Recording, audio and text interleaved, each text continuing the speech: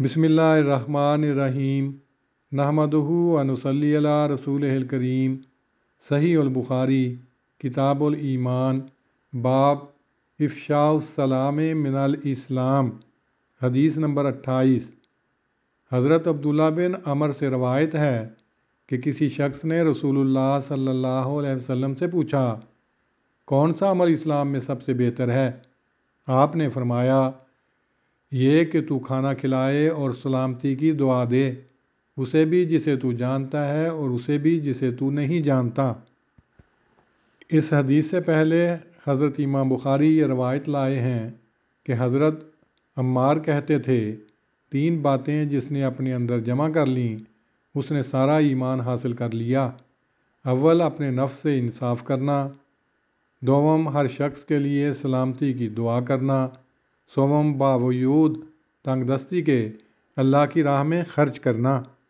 اس حدیث کی تشریح میں لکھا ہے، الانصاف من نفسک، اپنے نفس سے انصاف کرنے کے ایک معنی یہ ہیں کہ اپنے نفس کا وہ حق ادا کرنا جو کھانے پینے، پہننے وغیرہ ضروری امور کے ساتھ تعلق رکھتا ہے، اس کو بلا وجہ تکلیف میں نہ ڈالنا چاہیے۔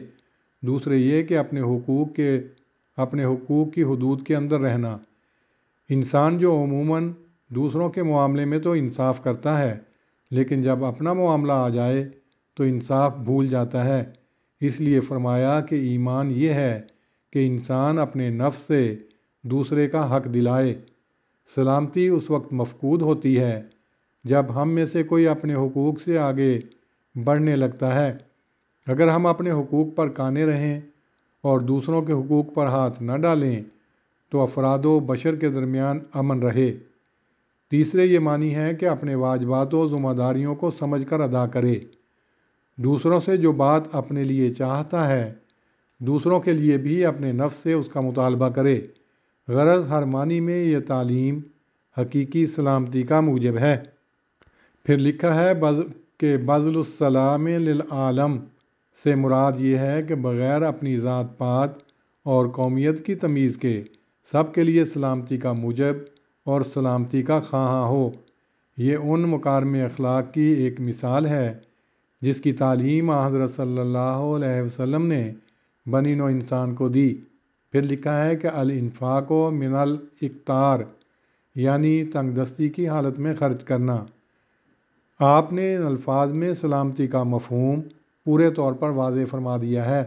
بذل السلام کا ایک مفہوم سلبی اعتبار سے بھی ہو سکتا ہے، یعنی انسان اپاہج کی طرح بیٹھ جائے، کسی کو ضرر نہ دے، لیکن آپ صلی اللہ علیہ وسلم کی یہ مراد نہیں، بلکہ یہ ہے کہ تنگ دست ہو کر بھوکوں کو دے اور دکھیاروں کے دکھ دور کر کے انہیں سلامتی بخشے۔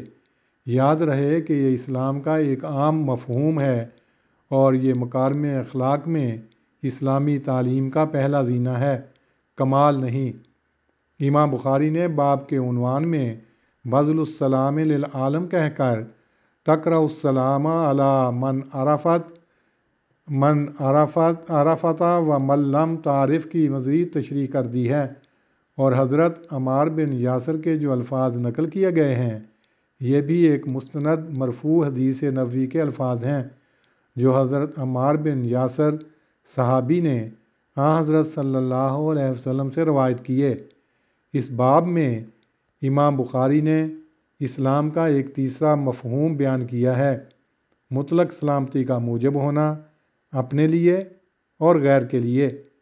اللہم صلی علی محمد وعلی آل محمد کما صلیت علی ابراہیم وعلی آل ابراہیم انک حمید مجید۔